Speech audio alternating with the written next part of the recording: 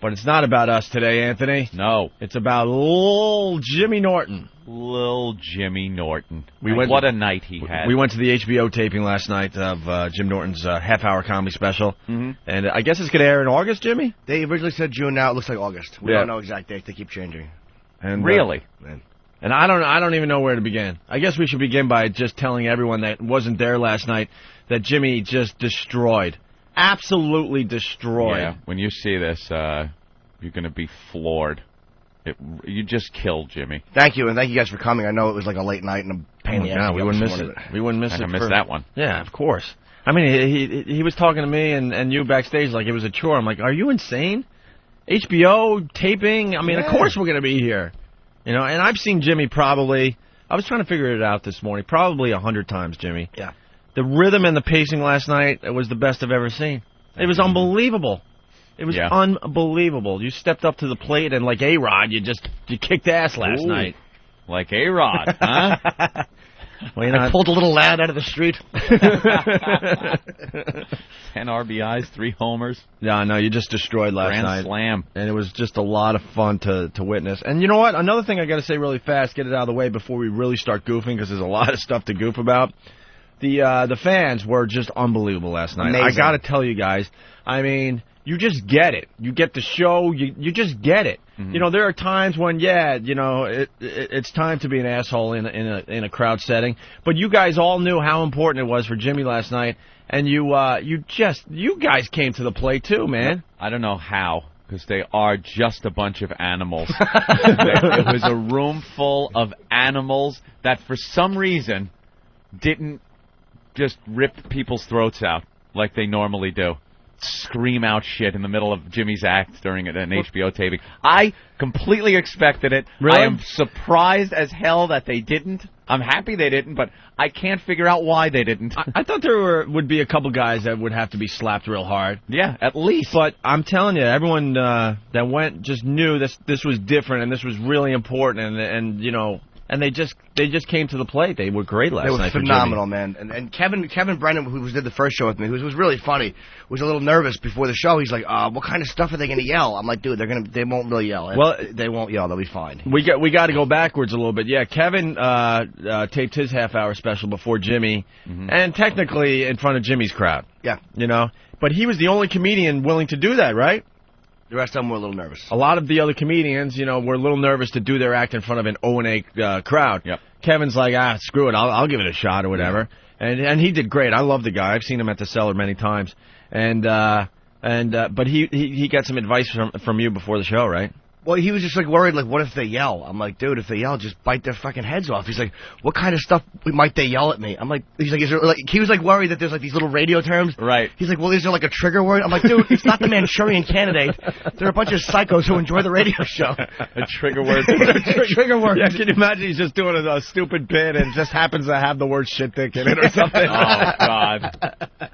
Trigger word for those animals is good evening, ladies and gentlemen. Please. He was afraid he'd say something like, and the ace of spades.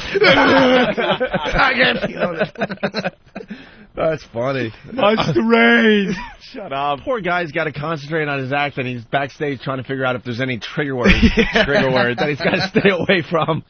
That's just going to set the audience into a frenzy. Stay away from anything with the letter A in it. They freak out. They'll rush the stage. Oh, wait, they don't like 3-letter words. No thes. Drop the. You know, it was really interesting. I was walking up, and the crowd was star-studded.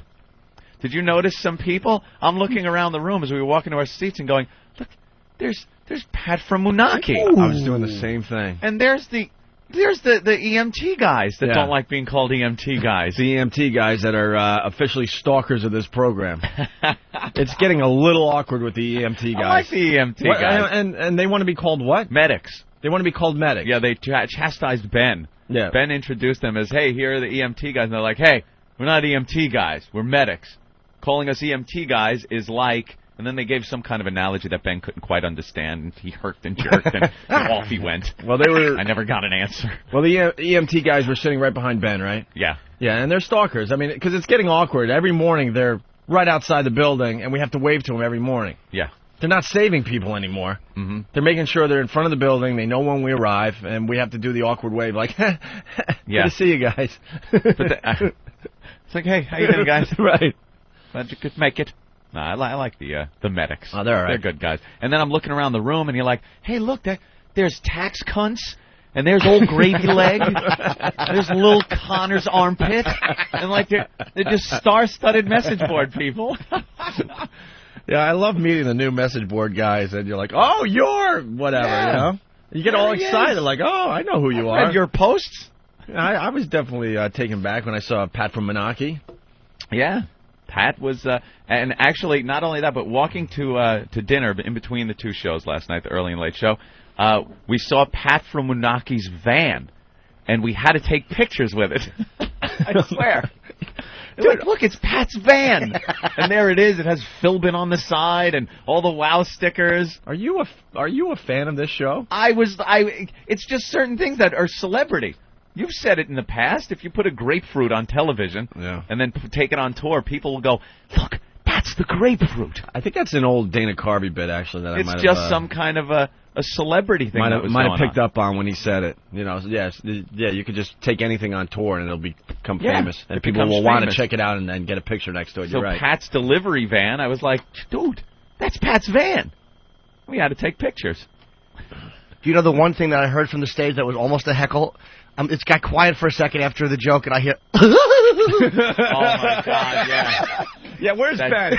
Cackling buffoon Ben Sparks. Dude, half the time, I was focusing on you as much as I could, but Ben was in our row, and he was laughing when you're not supposed to laugh, because you mentioned hookers, and it just set him into a frenzy for some reason. Went crazy.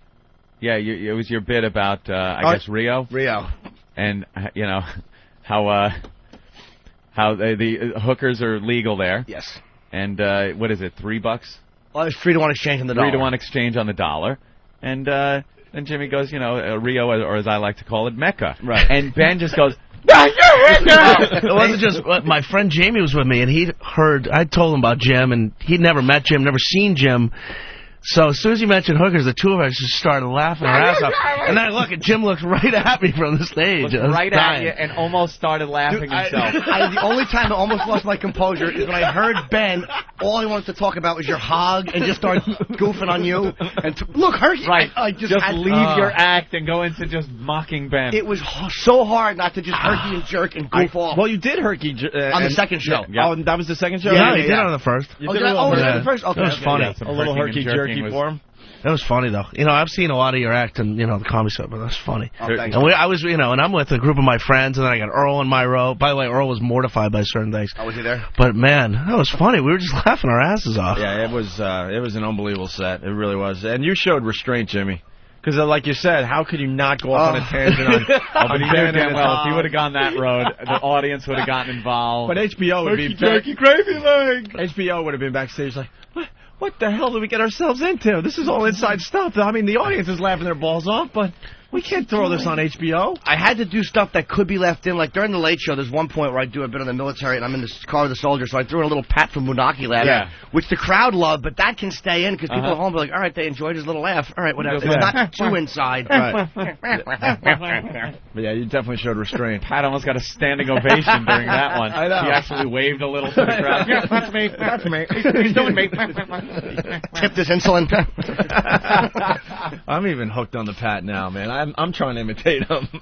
Well, you know, there he was, you know, in the audience like a star, like a celebrity. Like when you pan the seats at the Oscars and they zoom in on the celebrities and stuff. Pat was one of those guys. Everyone's looking over at him. Look, that's Pat. What's going on in the line outside, too, before the second show? Yeah. I walked over. I was like, hey, Pat, what's going on? He's like, oh, it's been busy. Been signing things and taking photographs. And there's people coming over. It's like, oh, it's Pat from Monarchy. He's signing autographs. That's awesome. That's really, really cool. And then the crowd just yelling out O&A Party Rock when we showed up. Oh, O&A Party Rock is the war cry. It's the new war cry. It's such a faggy war cry. Let's be honest with you, everybody. It is awful. It is awful. That's someone something from the balcony. O&A Party Rock! I imagine that's something that Scott and Todd's fans would yell at them if they even have fans anymore. Scott and Todd Party Rock! Right.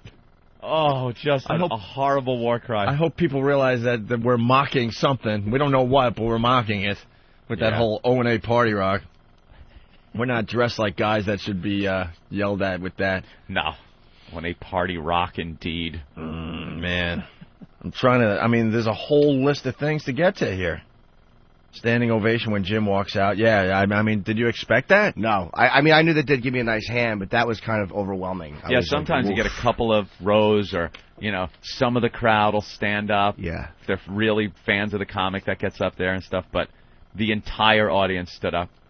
It was amazing. And just wouldn't sit down, wouldn't stop cheering. Well, because I think everyone knew that this was your moment. They were excited for you. Mm-hmm. This was the culmination of you just working on your act to this point, and people got it. They just got it, and they just lost it, and everyone stood up before you even started your act, man. Yeah, it was overwhelming. I'm not. Patrice actually helped me a lot because I saw him the night before before his first taping. He was. I mean, you guys know Patrice. He was nervous, man, and I could see he was nervous. And he wound up having great shows, and the second show he just destroyed. I didn't see it, but they said he murdered. He called me the next day. He goes, just don't try to be too cool for the moment. Meaning, like, let them applaud, let them do what they want. He's like, because you know how we sabotage things. He's like, all right, stop clapping. He's like, don't, just let it be what it is. Let it be big. And Patrice really helped me.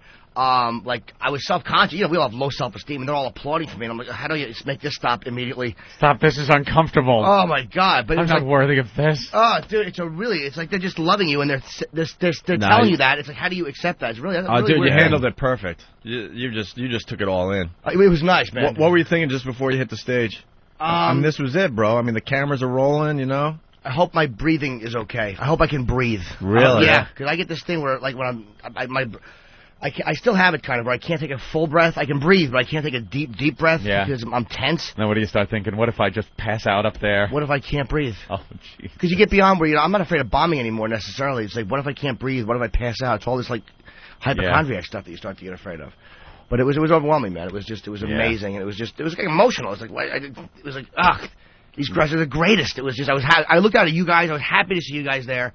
The message boards, all the people that made that remember that little West Side Theater show on 43rd Street with 300 people that whackbag and cringe. And I know OpieAnthony.net yelled at me. All those guys promoted, got HBO there to begin with, and got this whole ball rolling. So it was like a real listener thing while we were off the air. So it was like a really this weird. started about a year ago, right? Even more, whenever that show was. February or something like. Last February. It was yeah. It might have been last February. You're right. It was like last winter or something. Yeah, Aunt and I were in no man's land. Who knows? We were in no man's land. Jimmy had to find us. I think I don't even know. I think it was in California. Who knows where Anthony was? I didn't talk to him for months at a time, and we had to all get back together for this reunion for Jimmy. Remember that? Yeah. I'm like, hey, what's up? What have you been up to, man? Hey, how you doing? I used to do a show with this guy. And then we were awkwardly taking pictures with fans, I remember, and I'm like, man, we've been out of the spotlight for a year at this point or something. It was really strange. But then last night it all came together, obviously. That show started the whole ball roll, and it got promoted through all the message boards. We had no advertising in New York, so that was all the fans, man. Voss is coming in today, and I think he was the one, as we're all leaving last night, finally at, 12:30, whatever it was. He's like, don't forget to... don't let Jimmy off the hook. He was blowing kisses to the audience. Did you blow kisses to the audience? Dude, and this is... Because I didn't see it. On the Late Show. And, boss, you're a tattletale and a scumbag. Oh, a tattletale. like no one's going to notice in August. This wasn't a little show in Boston like it's hearsay. Dude, I came out, and you have to come out and do a quick, encore wave. It was just part of it for the credits. So I'm waving, and as I'm backing up, I blew a kiss, and as I blew a kiss, all I'm thinking of is, Voss and Patrice are going to kill me for this. As it comes off my lips, I know I'm fucking finished, and I can't believe I just done. That. Stupid Voss, though. That's the only thing he had to say. Obviously, he's very proud of you. And you guys but he's really completely right, though. He's completely But that's the only thing he commented on. He blew kisses to the audience. Don't let him forget it. Like I'm Ethel Merman after a show. Just say, there's no business backing off. Thank you.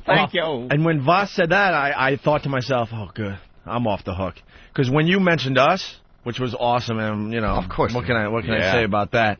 I actually gave you a thumbs up. Did you? I didn't notice.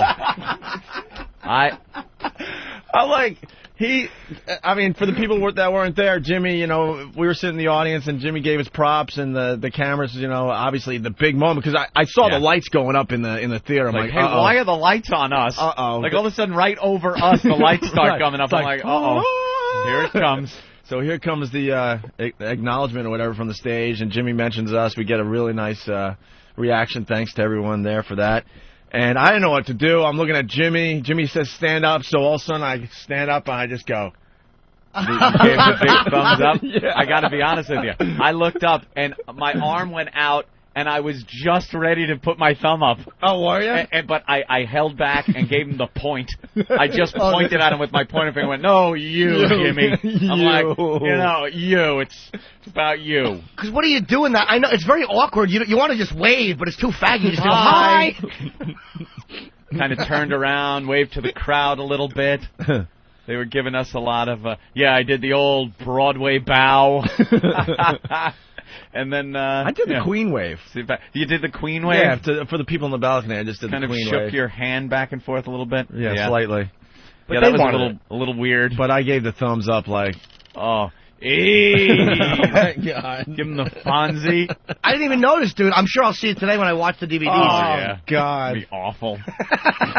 You know who got a great ovation when they were seating him? Rich Voss. Yeah. Yep. When they were bringing Rich and Bonnie up to their seats, you know, it started a slow little rumble when he came in, walked through the door, and he's walking up the aisle, and people just started going crazy for Voss. And it must have made him feel all good. Oh, it made him feel great. Yeah. You could just see it in his eyes.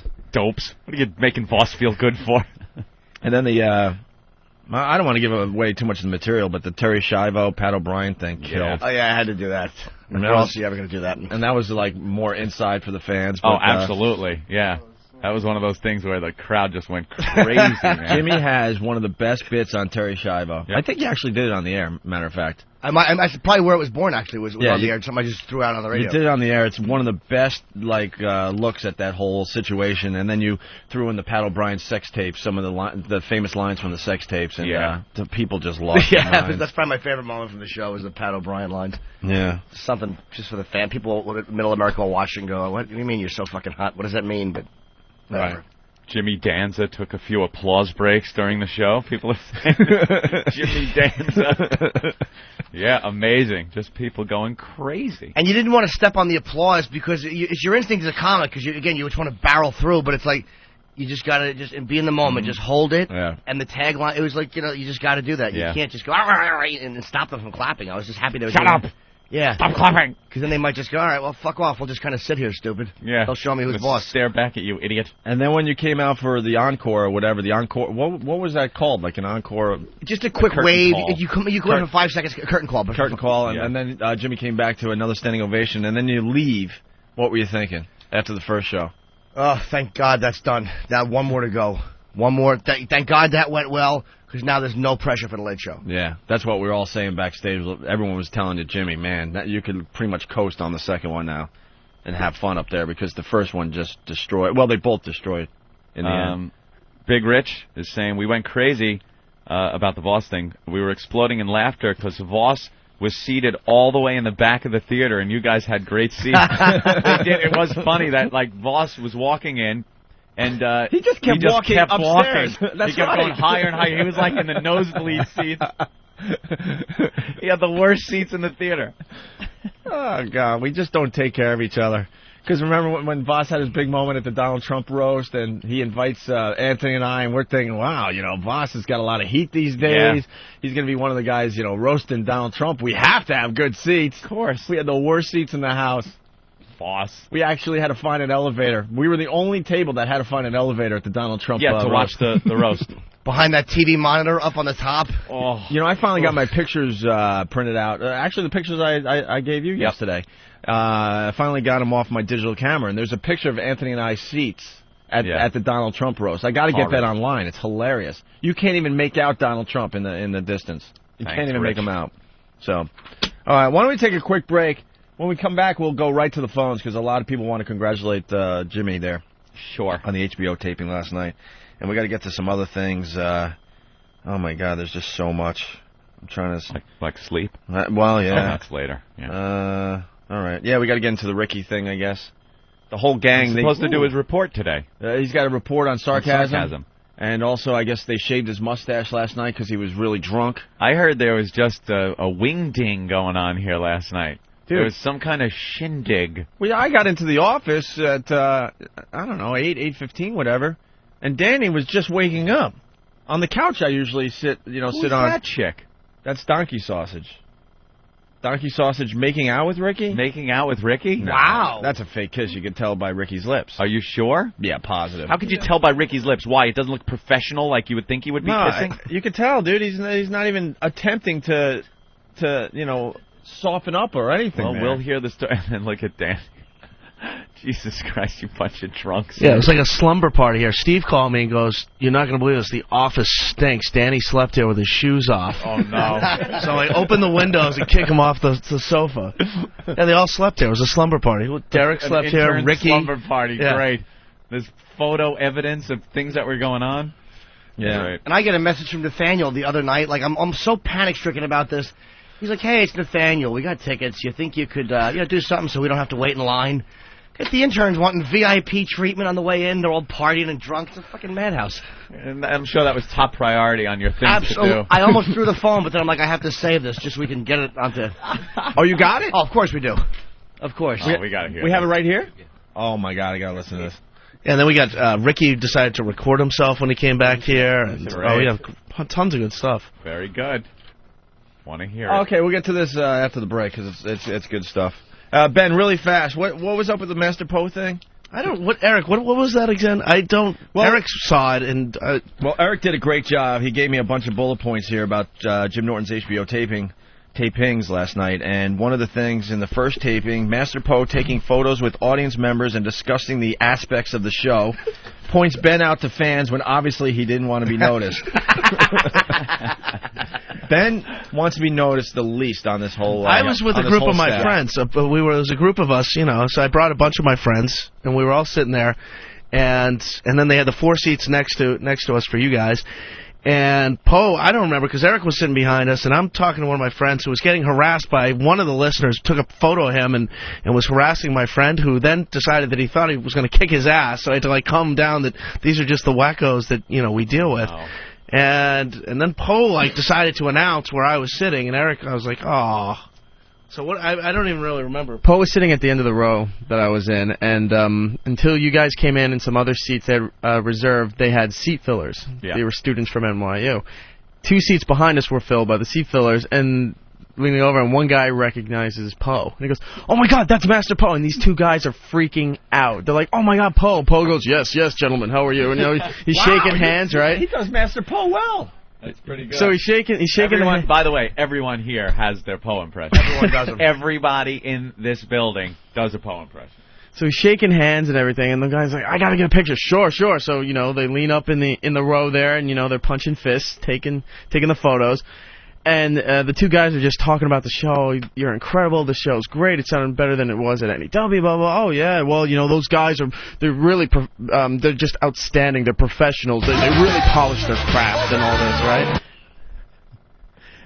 And so then he goes, "Oh, but if you want a real treat," and then he leans over to the second row, and he goes, "That's Ben right over there." Oh, boy. And Ben goes, "Oh, great. Hi, how you doing?" And then Ben turns around real quick and just ignores everybody. Blew up his spot right there. I'll blow up Ben's spot and Steve's spot. They hate the fans. Yeah, Ben cannot stand you They people. really just don't like you Ben guys. hates you people.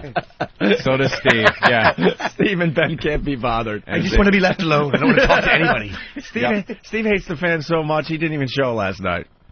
I couldn't make it. No, I know. I shouldn't do that to him. He was stuck in traffic. But who else does the Master Poe impressions? Maybe everyone should step forward. Everybody. Who does a Master Poe all the impression? interns. The interns? Yeah. All the interns do one. Who else does one? Who wants to step up to the mic and do their Master Poe Steve impression? C does probably the best one I've heard really? out of everybody so far. Yeah. Yeah, Steve does a really good Poe impression. Steve, I know you couldn't make it last night. I know. I was really. I haven't driven into the city at around 4:35 in a while, and I just underestimated the traffic completely. Yeah. So anyway, Everyone else made it. Oh, there's Poe. Yeah. You can't be in here. I don't give a shit. Oh, First of all, Yeah. Poe does not walk. Poe moseys. Right. That's true. You've seen it. He's got a walk that sort of, he's got both hands out like this sometimes, and he'll put one leg sort of bow-legged out in front of the other and walk, sort of like this. Sort of It's good visual. It's almost like a keep on trucking walk. Yeah, it's very, that's accurate. That's very accurate. Mm-hmm. And let's see, I need some. Eric, stand right here. So say you're in a room. When Poe walks into a room, he seeks out the person that might physically be the biggest threat, and he walks up to them, folds his arm, puts one leg in front of theirs, and goes like this. As to block the guy off. As to block the guy off. He does like a genie pose. Yeah, thank you. Genie pose with the arms folded, Yeah, well. and his shoulder is now against the threat's chest. Steve does some good radio descriptions, though, and he does this. And he does this. What? Sorry. I apologize. He folds his arm in sort of a genie pose. Then, Poe loves hot chocolate. We didn't know this. Yeah. Ooh. When Big Poe hot first chocolate fan, Poe.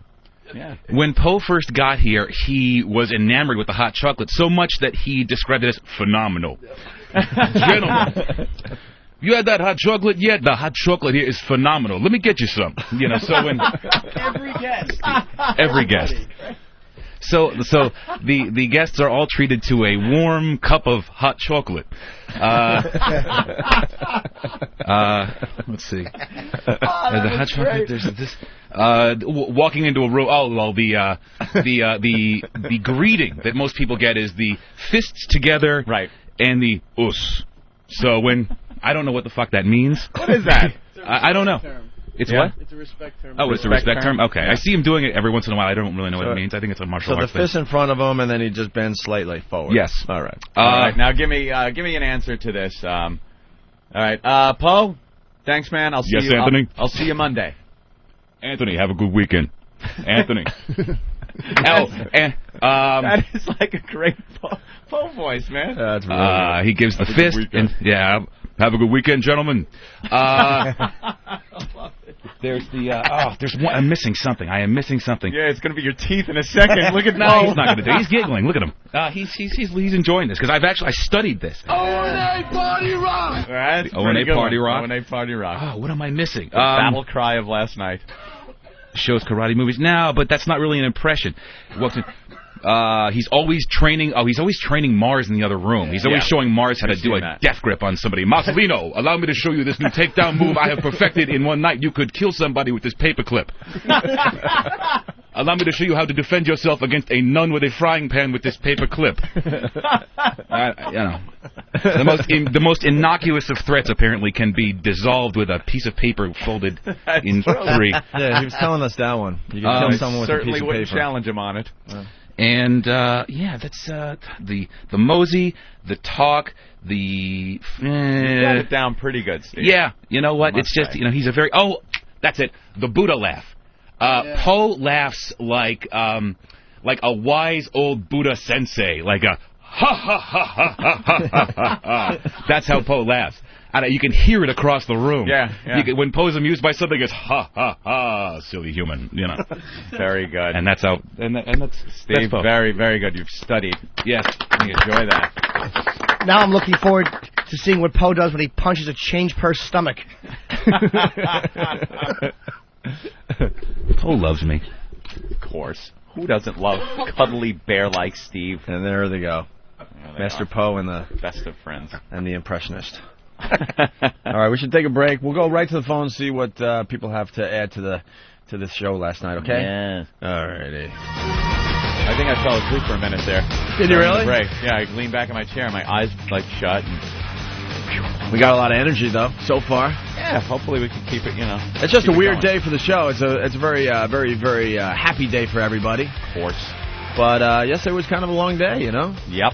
Yesterday got up at 5 and went to bed around 1. It almost up 24 straight hours, and one night's sleep doesn't take care of the sleepiness. All right, where were we? We got sidetracked there a little bit.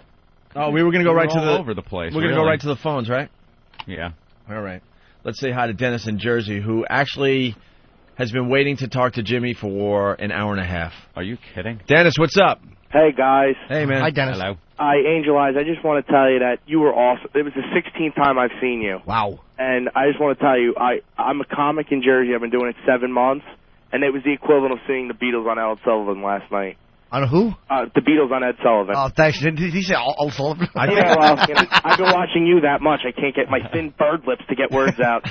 Oh, thanks, man. But I just want to tell you that I really, dude, everything in your face when you walked on stage and you got that a big ovation after I yelled shit dick during that quiet moment. Oh, that was you? I was right next to Pat from Wanaki. Okay, And I was right next to you guys, and you guys walked out, and everybody went nuts. I mean, this show is amazing, and somebody needs to tell Rich Voss he's a dummy. We love Rich. He walks in the line for the second show, Yeah. and he goes, somebody went, "Hi, sweetie," and he goes, "I have little midget hands." We go, "Nice comeback, dumbass." He was so embarrassed. Voss His poor has fiance walked away from him. Voss has some great stories. We'll get into when he gets here. I think he's going to be here within 10, 15 minutes. But so you were the shit dick guy. I was going to bring that up. Because, like Anthony was saying earlier, he wasn't sure if the audience was just going to be just a bunch of dicks. Animals. And, we gave you guys your props. You knew how important the night was, and you went with it, and it was awesome. But, the warm-up comic who did a great job, what's his name? Drew Frazier. Drew was really, really funny. He was, getting the crowd going before Jimmy and the rest of the comics, hit the stage. Anyway, so he quiets everyone down, and now HBO's rolling tape. Here it is. Here we go. We're starting the HBO taping. Ready for the big intro. Ready for the big intro. Ladies and gentlemen, HBO presents, the big intro. So you need that silence beforehand. Yeah, so they're rolling. They're now rolling, and all of a sudden it was you, Dennis. You go, shit dick. This just echoes in this auditorium. Shit dick! And the place comes apart. Just loses it. And that's when, and this was the Late Show, right? Yeah, I it think was so. there. And when, there was a little concern backstage. Jimmy was feeling a little bit too. He's like, well, it's a late show. It's an O&A crowd. They got to be hammered. No, they're drunk. Are they going to be able to focus for this, I mean, they're going to have fun, obviously. And that was the moment where I'm thinking, oh, this could get a little interesting, because everyone just starts laughing hard. And that usually starts it. Then the next thing is Chester's liver or what have you, Keith the cop leaned over to me at one point and said, he goes, "Did you notice the smell of alcohol in this room during the second show?" The first show we went in, saw it, and then we come back, and Keith just leaned over and said, "The smell of alcohol, you could smell it in the room." Nothing like smelling alcohol and bad breath at the same time. Drunks. You drunks. So then the guy has to kind of make an announcement, and as he's making the announcement, you can hear it in his voice that he thought it was pretty funny, though. Oh. He's like, look, you can't, I forgot what he said, but basically, you can't, please don't yell out anything. It's just tape is rolling, and you're just going to screw it up for the comment. Yeah, there you go, okay, yeah. But he had to make the announcement because of you, Dennis. Thanks, guys. Punch it out. Thanks for coming, man. There's Dennis from Jersey. Let's go to Steve from Staten Island. Steve, what's up? This is Pete from Staten Island. Yeah, what's up? Oh, I just wanted to tell him what a great job he did last night at the show. Thanks, buddy. You I sat in the row just before O&A to their right a little bit. What's that? Yeah? What'd he say? He sat in the row just before O&A to the right a little bit. That's kind of my telling next us question. where he sat. And he, Thanks. Steve, any highlights or what? Somebody, I think it was Anthony, was just saying how everybody reeked of alcohol. I don't know who all the guys were sitting around me, if they were all your interns and everything, but my wife and I were like, these guys really stink. We couldn't believe it. We were there for the Late Show. Apparently so. They were drunk, too. They ended up sleeping here last night. I'm wondering how many guys brought their wives or girlfriends and they had no idea what they were about to say. No, I know. That's always... My wife doesn't really listen to you guys. I try and get her to call all the time to play Guess What's in My Pants, and they stick her on hold for too long. Oh, really? And she never gets through. Ah, bastards. Well, we're going to be reaching for material today, so maybe we'll get her on today. I hope so. All right, Steve, thank you. Thanks, guys. There goes Steve. Let's go. Before I forget, I got to thank Eric Logan. And XM, they sent me a nice cheese box. It was like a little weird box of like cheeses and well-wishings. They did? Yeah, and Logan called me at home just to say good luck, so thanks, man. It's very appreciated. That is very nice. I just had to say that before. Elo. Logan is just awesome. Phenomenal, dude. He's just amazing for us. He really is. I mean, Anthony and I are not used to someone that is in management that actually supports the show. We're just not used to it, so we're trying to figure this out as we go, because we're used to just being very defensive and working with people that just don't get it. But Eric Logan, man, he's like the biggest fan of this freaking show. So I assume he has an ulterior motive and he's lying. Yeah, exactly. I know, exactly. He can't possibly be in management and be like a cool guy. That means he'll probably be leaving the company within 2 or 3 months. That's usually the case. Because, I mean, in the past, we've had people that could have been the guy, and then all of a sudden they're packing bags and boxes in front of us. The famous Ron Valeri story is just unbelievable. You know, Anthony and I working at BAB, we get the big the call to start our real radio careers together. You know, a full-time slot for both of us. Yep. Doing afternoon drive up there in the Boston area. And the guy who hired us, who kind of discovered us, was this guy Ron Valeri, who was the PD up there. And he was coming down to Long Island every weekend to see his wife or his wife's family. There was something going on there. And he heard Anthony and I on the radio, basically, and went, whoa, I want these guys bad. So he was the one who hired us, and we were pretty excited because he had a name in the business at the time. And we get up to Boston, and what, within 2 weeks? Not even? Not even. Like, I think that we commit ourselves to make this move, okay? And it's very important to work for a PD that gets it. And to work for the PD that hired you. Right. Because in radio, when they bring in new guys, the old guys that the old PD hired usually get fired. All of them get fired. So the PD can bring in his guys. Right. It's kind of like when a coach comes in and he wants to bring in, you know, his coaching staff. Or when the head of the mob guy gets killed, and there's a new guy, he brings in his boys. So we're so excited. We go up to Boston. We're about to begin this gig, and we sit down for our first meeting with the program director, Ron Valeri, who went way out of his way to hire us.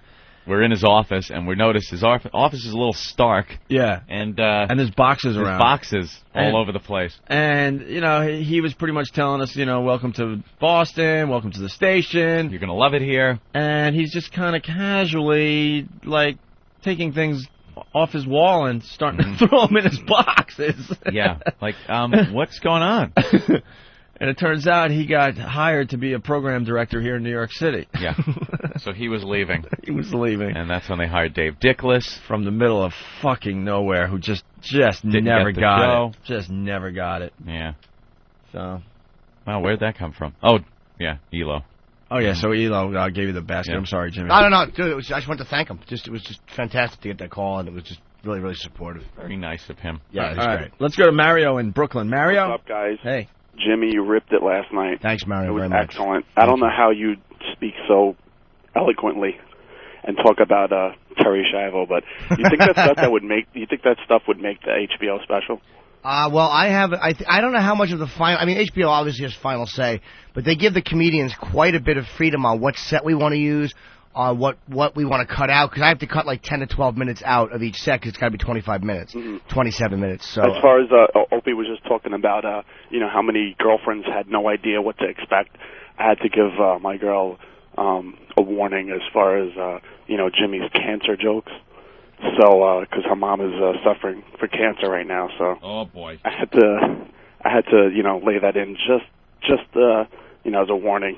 I really didn't do any cancer. I just did the one cancer reference, cancer patient shitting, which that was just kind of not really a cancer patient joke. But congrats. But had I known, I would have done more.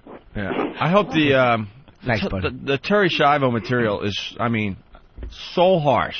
And so funny. I just pray HBO doesn't get a little scared about that. HBO is pretty damn good with letting the comics do whatever the hell they want, man. You got to think that's the one bit. If they're gonna have a hair in their ass, that's the one, right? Well, the only standards questions they had was anything that might libel them, like with names. Okay. That was it. Any name I mentioned, they had to verify that this person did do this, so they don't open themselves for lawsuits. Right. That was it. There was not one content mention for any of it. They really don't. I've seen HBO comedy specials. Some of them, they let the comics say whatever the hell they want. Absolutely. There was not one mention of content other than... Oh, hi, Rich. Look who's here. Hey, Butterfly. It's Man, Rich you killed Moss. last night. That was great. What's up, Rich? It was great. Thank you, man. Oh, God. I got to tell you, I got to get right into it. Everyone was commenting how tan you are. You are the tannest individual And I know ever. you got back from Atlantis at least a week ago, bro. I can't get a cab. I try to get a cab here. That's wrong. I can't. Look at this contrast between Jimmy and Boss. You are so dark. Thanks. Well, it's brutally hot and sunny down there. Wow. Get your hand off me. Why? It feels good. You know what? When I walked in, I thought Jimmy was going to throw me a kiss. That's a good way to end the show. What are you, Carol Burnett? Jesus Christ. The guy kills. Yeah, and then I'm fucking him in the ass. Bye. What's wrong with you? Dude, yeah. And then I'm smashing her head against a brick wall. Love ya. As soon as my hand left my lips, I thought of you and Dummy. Even in my finest moment, I have to think about my friend shitting on me. Those awful comedians. What are you, fucking Kennedy in Dallas? Throwing kisses? You're the new Pope? Jesus Christ, you just talked about rape material for an hour. Love all of you. I love you all. He was overcome by emotion. No, How do you know he was blowing a kiss from the seats you had? I walked on top. I'm not going to sit down there in the middle and be seen in the audience. I'm a fucking celebrity. Be seen down there. That crowd was great, huh? Weren't they awesome? They were on fire. You walked out with Bonnie and everyone was giving you your props big time, but then people started laughing because you just kept climbing the stairs higher and higher. Well, that's where we sat for Patrice too. Well, that was because of the smell. But no, it's just, you don't want to sit. Well, because during tapings, comics, it's hard for us to sit down. We want to kind of like even stand to the side or something, you know. You want to shadow box along with the comic on stage. No, that's my bit. If a comic shadow boxes before he goes on, he stinks. That's like if you're going to have heart surgery and you look over and the surgeon's shadow boxing, you're fucking dead. All right? Big C from New York says, Voss looks like C. Thomas Howell in Soul Man. Ooh. There you go. Not bad. Yeah, I did get a lot of color. Speaking of, I don't want to do any, speaking of black, but I was watching the news this morning again, and this little black girl, the 5th grader, got handcuffed. Everybody's in an outrage, but isn't school supposed to prepare you for your future? I mean,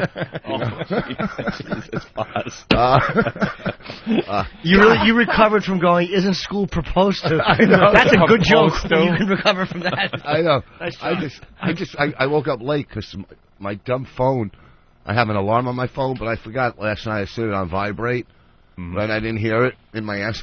And I'm Wendy Liebman now. I'm doing all my punchlines. God, did you kill this? It was so much fun. No, but he was, listen, we used to do gigs at open mics, like in Red Bank. There was a little club, the Laughing Bean, and we would go down, right, do gigs, for free. It was a coffee house, right? And this was, 10... We're 92 maybe, 93? I don't know. It was a while. I was just getting divorced, I think. You'd go down, and, and we would always go, me and him, and from that to doing an HBO special, I mean, that's a lot of cock to suck. Something just transpired here that is just beyond me. You were just handed a note, Rich. Uh-huh. Look what it said. No, don't. What? Don't even start digging. Eric just handed Rich a note that says, need money for your food. Now, I'll bash Rich along with the next guy, but he is a guest on the fucking show, helping out. He's coming in here free of any financial gain. How does the show not pay for Rich's fucking food? Nobody has money out there. That's why. Everyone's broke. It's an egg sandwich and a coffee high roller. Yeah, I'll get that. Maybe when we go out to dinner, you can get There is no way any guest coming in on this show should have to pay for their own food. They never do. I just ask Rich for money for his food. Nobody has any money out here. Okay. It depends on the guest, That's what I did. Anthony. You want to start, paying for Stalker Patty's breakfast all of a sudden? No, because that's not a guest that's coming in that it's a guest. No, not Stalker. There's a definite line between a Rich Voss and a Stalker Patty. Yeah, you'd fuck Stalker Patty. I'm just saying, not to pump up the guy's ego or anything. Let's go back to... Oh, shoot, we just lost Mark. Mark? Yeah, he was waiting a while. Let's go to Rob on Long Island. Rob, what's up? Jimmy rocked last night. Jimmy, you killed it.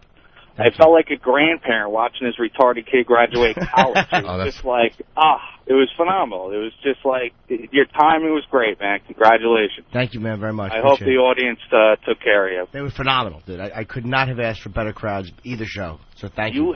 You have such a cross-section of demographics.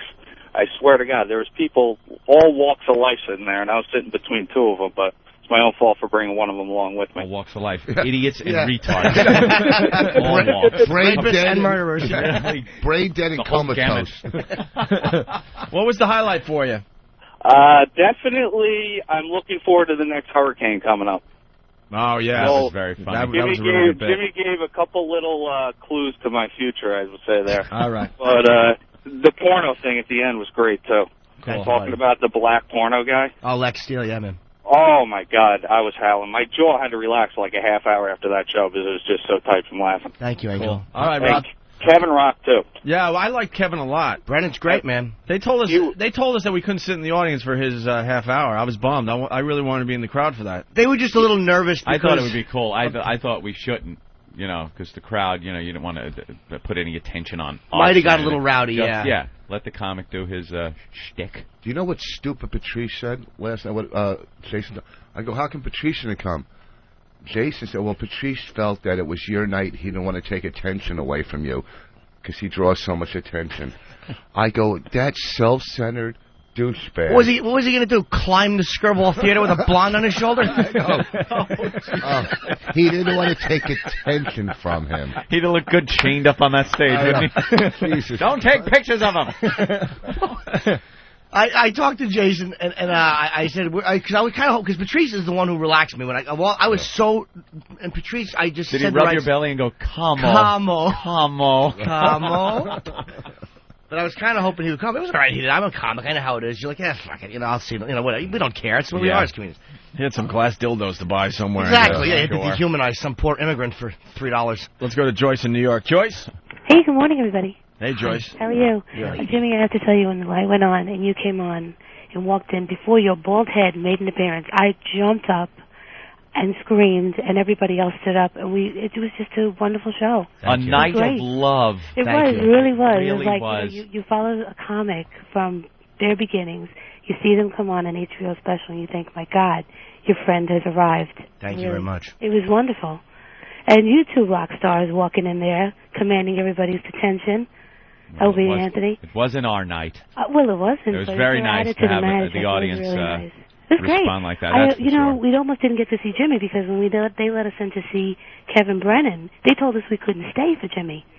Oh, okay. You went to see Kevin had his solo show. We stood online 2 hours prior so we could get in. And then they handed us a ticket that said 9 o'clock. So I whipped out my email and said, wait a minute, I'm here to see Jimmy. Whoever the hell this Kevin guy is, I'm not here to see him. HBO is a bunch of nervous Nellies, weren't they? Running around like crazy with their radios and stuff. We need two seat fillers, and this can't happen, and the 9 o'clock, and this. They were just like running around like crazy people. Oh, yeah, they were. There was a blonde Nazi woman. Yeah, that was her. Yeah. Oh, my God. Up top, she was seating people during Patricia's special, and she was yelling like Nurse Ratched. Sweetheart, you're sitting people, okay? Exactly. You're not a player. She said, I have to look at you before I put you in the seat. Excuse me? Oh, my God. Yeah. So, well, for the up-front people, they kind of want some, good-looking people. So a bunch of us stayed. Didn't have much to choose from then. I'd like 2 3s and a 5, please. Right. Just a second. Jesus, is there any 4s in this whole damn place? They're all well-dressed, nice people sitting in the front couple of rows. Kevin wasn't bad at all. I mean, I was glad I saw him, but the crowd was not an O&A crowd. The one that was the people that were around us, especially the black woman knitting. I didn't see her. There was a black woman knitting right in front of me. Knitting. Knitting? Unbelievable. It was better than stealing. Yeah, so we got to stay for Jimmy, of course, and then we moved to even better seats, me and Hospitaliano. So it was great. Thank you. It was wonderful, and thanks for a great night, guys. Thank you, sweetheart. I very appreciate you coming. Take care, guys. All right, bye-bye. There she goes. Joyce, let's go to John in New York. I mean, the phones have just exploded. John? This is John from Westchester. What's going on? Hey, Hi, what's John. up, John? How you guys doing? Good. What's up, little Jimmy? Hi, John. How are you? Fantastic, man. Listen, last night was just unbelievable, and it started for me outside on the line. I mean, I got Stalker Patty, shrilling voice, 2 people behind me. I was going to shoot myself or jump in front of a bus, but good thing I didn't because I got to see yesterday. She was there? Yeah, she was there. I saw her from the stage. It's amazing because the lights. Really? And that's what you need to do. Just look at her dead, non-reacting face. That's a real mood booster. I didn't get that joke. Oh, great. She's a great supporter, but she doesn't know what she's supporting. She's she's one of those people that is supporting something she has no clue about. She doesn't even know. Online trying to be a rock star, but couldn't be. She just wanted all the attention, and then she just put her head into her shirt and was just done. This show is against everything she believes in. It really is. It's our sense of humor is nothing like hers. She is into being nice to people and nice things. You know, being charitable. She doesn't like sex or bad words. She gets embarrassed. But she supports this show like a lunatic. Yeah. And where's Stubby Fingers? I'm over here, man.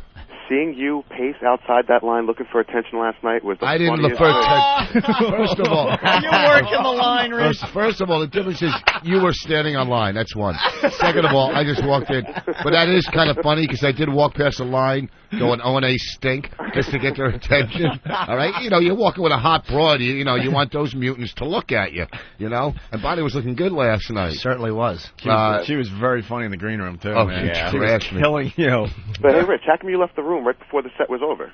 We went downstairs to the dressing room, right? No, we watched the whole set. You mean when he came out, right when he came back out for his standing O and to throw his kiss, one, I didn't want to catch hepatitis, and two, we wanted to go down to the dressing room before, you know. I just figured you stopped smiling, you know, black guy in the dark.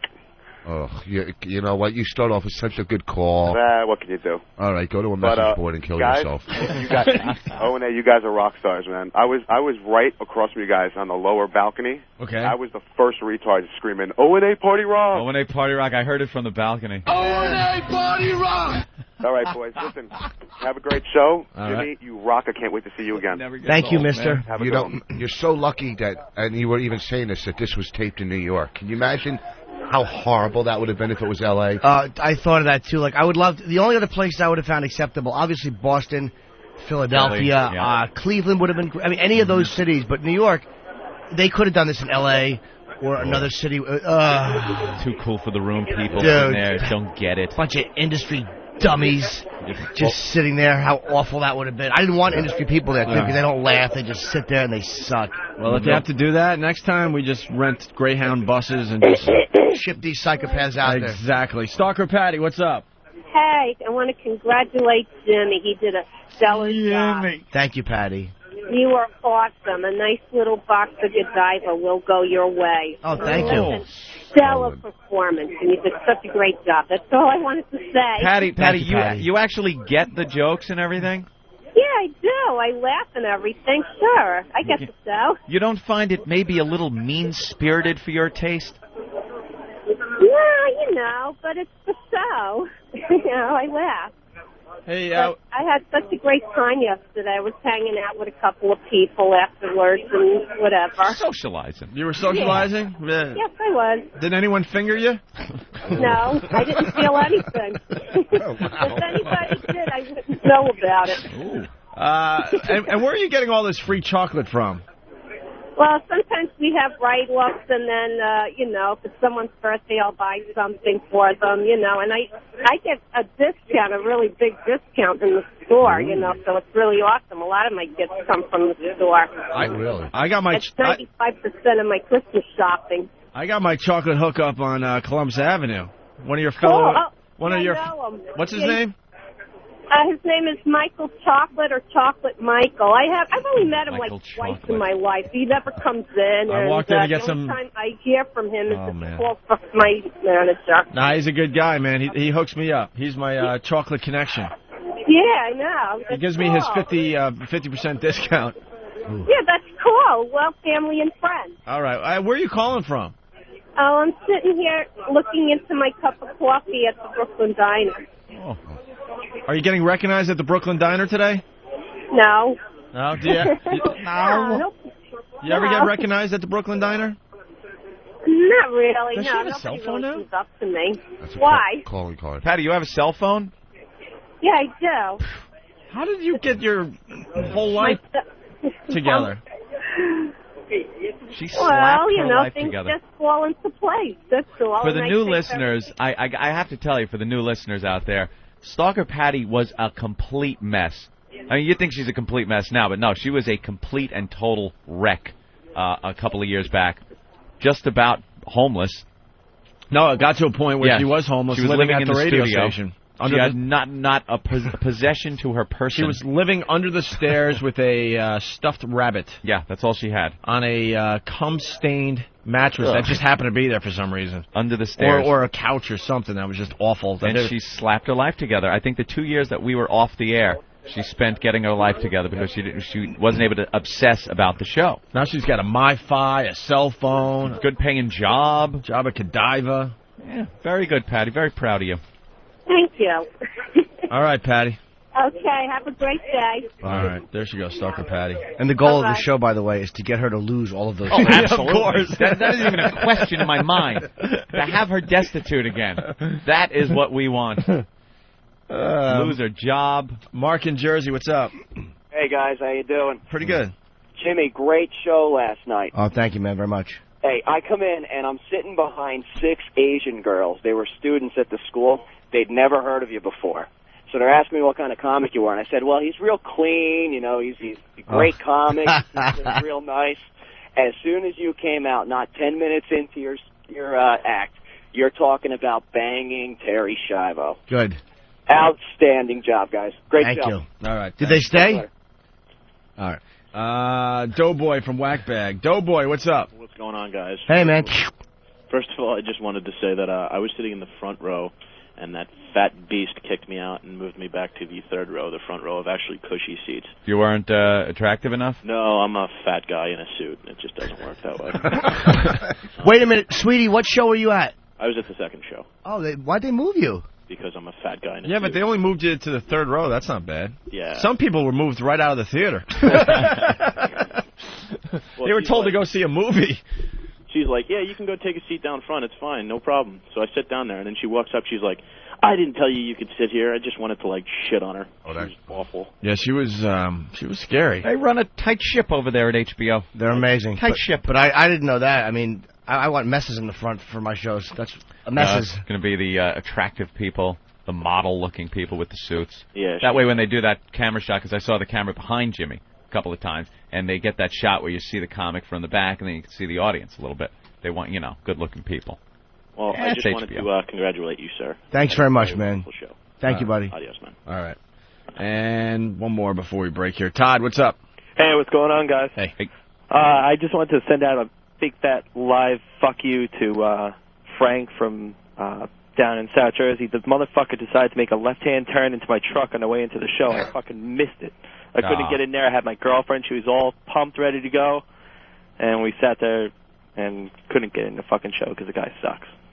Found a little wreck. I'm Which glad Frank? to hear that you fucking just killed some Jimmy. guy, Frank, I guess. Oh. Yeah, he sideswiped me. It was fucking awful, and it's fantastic hearing everybody say how good the show was. So, thank you for letting me fuck turn you, Frank. into your car. Suck a dick. All right. Some asshole Frank. Later, guys. Bye, fella. A lot of people want to know what you did after the shows, Jimmy. Is there a big night? Well, we've known in the past that Jimmy likes to celebrate in very strange ways when he gets these career moments. The last career moment he had was finally getting to talk to Ozzy Osbourne on this show. It was like a 40-minute interview that just, quite frankly, was some of the best radio we've ever done, and we were all on a high. And you celebrated by, I think, if I'm not mistaken, maybe someone can help us out because the fans know the show better than we do. But I think you got a young lady of the evening, and she did something on your chest or something, right? I don't remember, but I'm sure one of the listeners will. It's very, very likely that I did something awful. So you were, you had this unbelievable high, and then you decided that this is what you needed to do to celebrate. So, a lot of us wondering, well, this was his big moment on HBO. Yeah, how did you screw this up? Yeah. We were off the air when I did the West Brain Music Fair. I did a great show there, and I picked up a prostitute that night, and her boyfriend was chasing her down the street. And he's beating on my car windows. It was awful. He's like, get out of the car, bitch! She jumps in. She's like, help me! And she jumps in my car. And that was what I did after West Brain Music Fair. There's always some type of misbehavior. But last night, I went to the Comedy Cellar and just had apple pie with a little ice cream. What a faggot I'm turning into. Yeah, but he made me take the ice cream and drop it on his stomach. Chocolate, of course. Chocolate, yeah. They gave me a room at the Soho Grand, and I was going to stay, Ooh. but I was like, I wanted to just go home and get up and do the show. Oh, you didn't stay in the room? Only because I had to come in today, and what are we going to do? Just lay there with no computer and realize I'm in my hometown. I have nothing to do. Yeah, that's true. It would have been depressing. So It no, was I got cool nothing to go out. He wanted to go home right after the tape, and Are you crazy? To Yeah, you gotta hang out. You gotta ride out that high that I'm sure you had. Yeah, we did. We went to the cellar, and that was where I would want to be anyway. And we were all laughing at you in the green room because he was comparing like the HBO thing to the time he was on the Tonight Show. Like everyone in the room could relate to something like that. Mm-hmm. And what was it? The lighting or the crowd or something? I really am an ass because you were talking about the applause. Right. It was in between shows because they just clapped a lot. And Patrice told me that was going to happen. He's like, just let it happen, enjoy it. And I'm like, yeah, I know. I'm like, I kind of had that. I'm like, if they do that on the Tonight Show a lot, they'll just kind of clap after the bits. Like he's in a room with 10 guys that did some time on the Tonight Show. We're all just like, yeah, we can relate to that, Jimmy. You said it so casual, like, yeah. It's just you're not used to having your jokes clapped after. It's just a very odd, nice thing. But you just gotta. I could tell you that. It definitely worked though. Let's get another lady on the line here. Stacy in Jersey. Stacy? Ooh, lady. Hey, Stacy. Hi. I just wanted to congratulate Jimmy on a great show last night. Ooh, thank you. Why can't you speak? Why do you have to speak so quietly? All the girls are Am I talking very speaking softly quietly? today. Yeah. Maybe I don't want to be attacked. I just wanted to say great show. Oh, thank you. You're welcome. We're in a good mood today. I don't think Yeah, you sound it. we're not going to be attacking today, I don't think. Tomorrow we attack back. All right, then I'll call tomorrow. All right, thanks, Take Stacy. care. Bye, miss. Bye. Bye. We have time to play the a little Nathaniel thing? confrontational. She certainly I was. didn't like Stacy just then. She was nervous, Anthony. She was talking low. I said, why are you talking low? She's like, well, I don't want to be attacked. It's like, no, you're not going to be attacked. I didn't like that call. She was very nervous.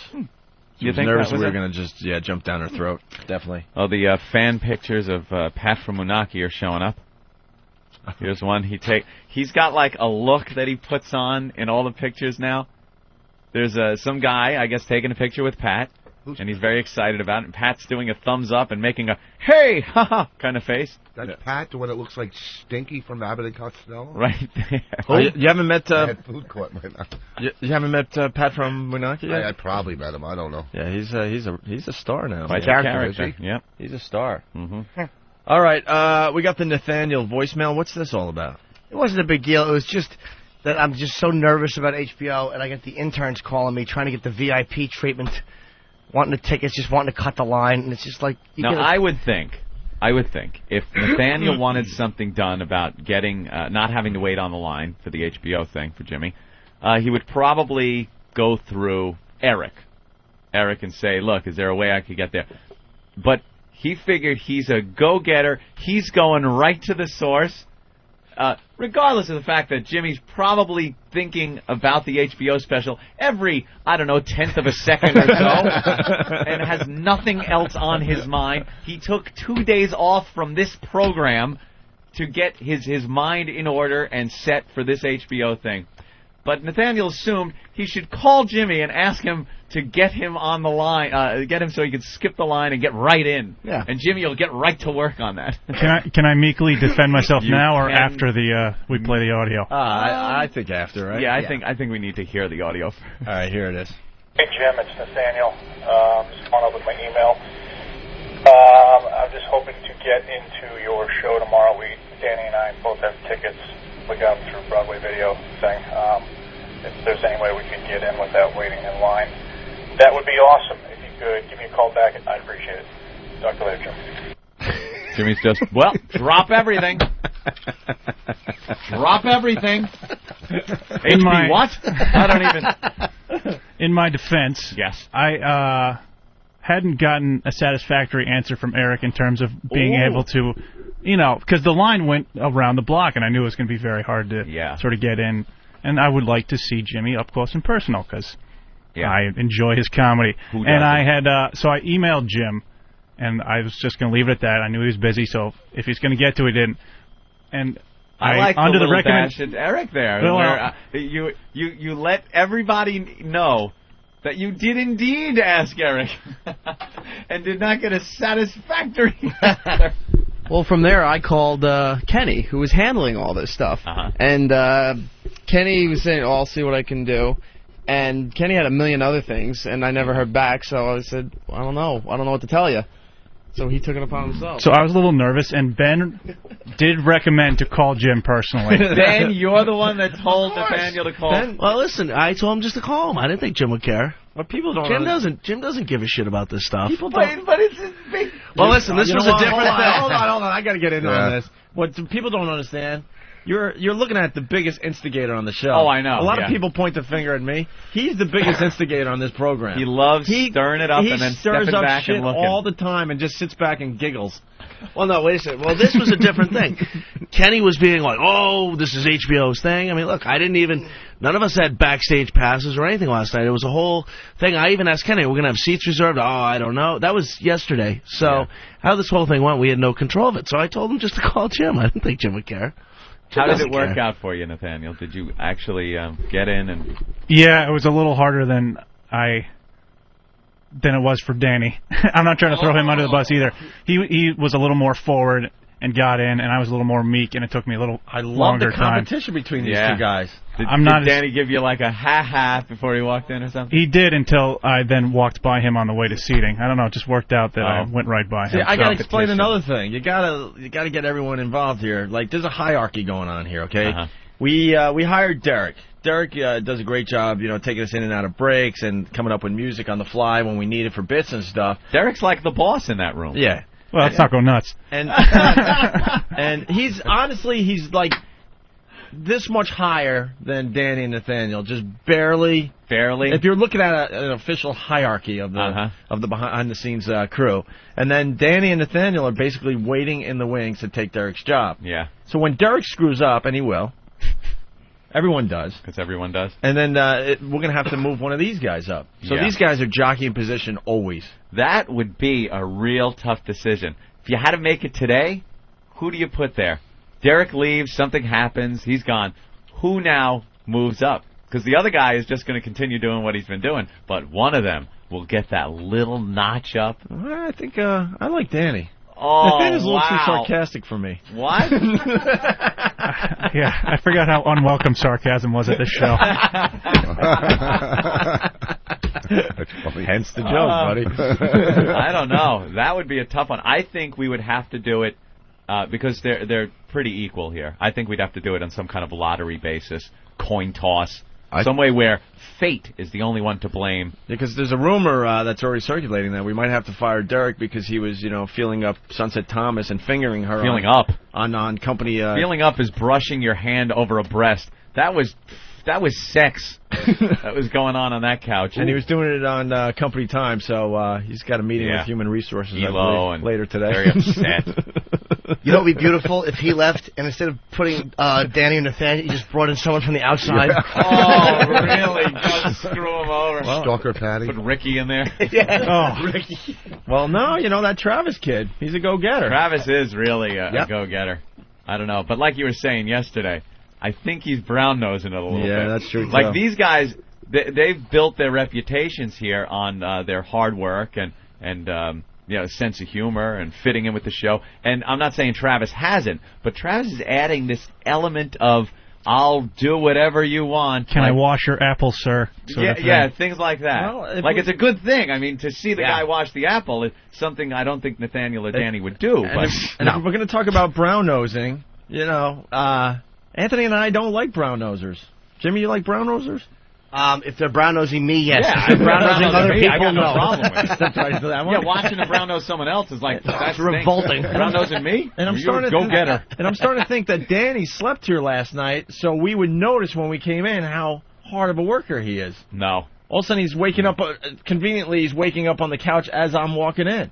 No, I don't see that at all. I see a drunk kid that had to fucking sleep it off. He's giving you the thumbs in up. the workplace. Very irresponsible. All right, well. They're all So you took care of Nathaniel? All amazing. How did that work out? You didn't even call by him hitting back. a save just long enough to get Steve to get that audio. He didn't do anything. Pretty much what he did. And I didn't expect him to, and I wasn't, thinking Jim's going to be shaking my hand as I walk into the Scribble Theater last night.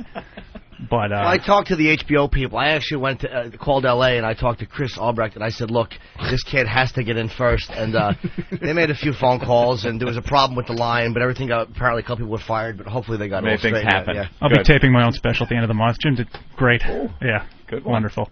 Give me a car crash. That sucked. There you go. All right, Nathaniel. Thank you. Good job. Okay. Well, I hope We'll take a break. Did you get him? No? Nothing.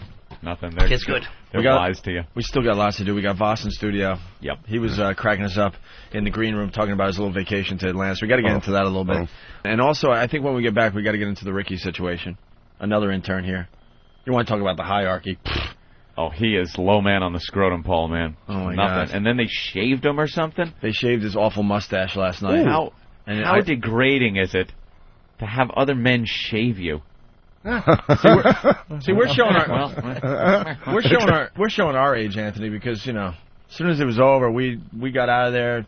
You went back to the hotel, and I went back to my apartment, just crashed hard. These guys were just beginning their night. Is it age, or is it the fact that I had to get up for work the next day? Yeah, but these guys had to too. They slept here.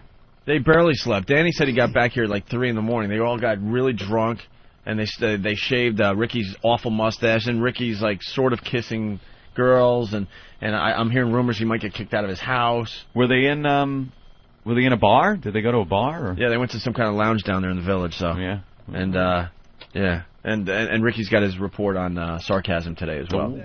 This is the O&A virus spreading across America on XM satellite radio. Yeah, Rich Voss in studio, Jim Norton, of course. We're just glowing in the whole evening that we enjoyed with Jim Norton last night as he taped his HBO special. We're going to get Ricky the intern in here to do his report on sarcasm, and we'll comment about his new look, I guess. Yep.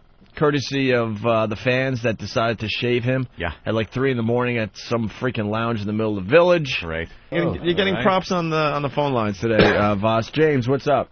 Hey guys. Hey, I got to tell you, whenever you have Voss with you three, it's perfect. You could be talking about dirt, and it would be funny. I mean, Jimmy and him are like brothers. You guys sound awesome. Yeah, we love when the Rich comes in. Yeah, it's just a bunch of friends getting together. Hey, Rich, in case something happens at the end of the show, thanks for coming in. Oh, thank you. You're right. And we just did that. Here's the thing about these HBO specials. The two people, comics, you kind of get a little jealous because you're not. But the two people that you love that you're fucking are both doing one. It's almost just as good. You know what I mean? Yeah, because Voss's fiance, Bonnie, did one as well. Friday night. Friday she night. got a standing O. And, for 2 months, I was, we've been on the road forever, and she wasn't a road comic. She was an L.A. comic, and I'm a road comic. So I kind of had to help her along, And then she got this special.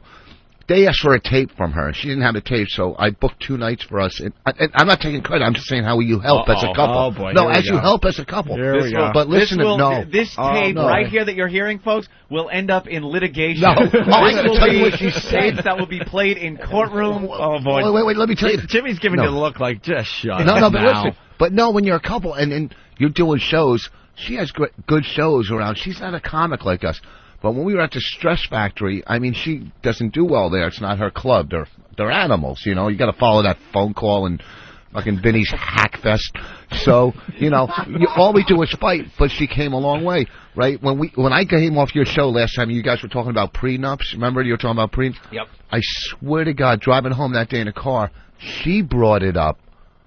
She thinks, well, I got an HBO special now. Maybe I should get a prenup. I didn't even bring it up. Yeah, and she goes, and then I'm arguing with her against it. I'm going, wait a second, what am I, a fucking idiot? Crazy? Well, I was doing psychology. Oh. And so it was perfect. Psychology. But as I'm saying, it's tough when you're. Where am I going with this? Nowhere. It's just great to watch because you're just digging this hole. Going, she's a good comic. I mean, look, I helped her along. I know we help each other. You're just waiting.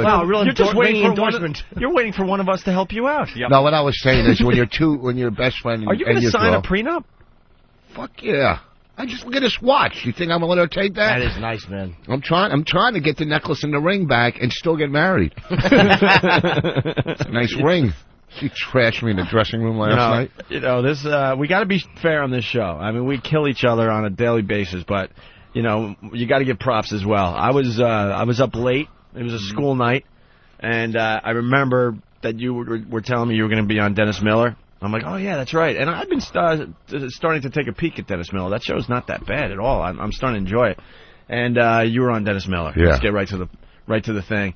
And he doesn't have you come out and do your act in front of the crowd or his studio audience. He sits down with you. So you're sitting right next to Dennis Miller doing your act pretty much for him. You know, one guy basically. You're focusing on him, and he was just enjoying the hell out of you, man. You can tell when these TV guys are politely helping out the comics.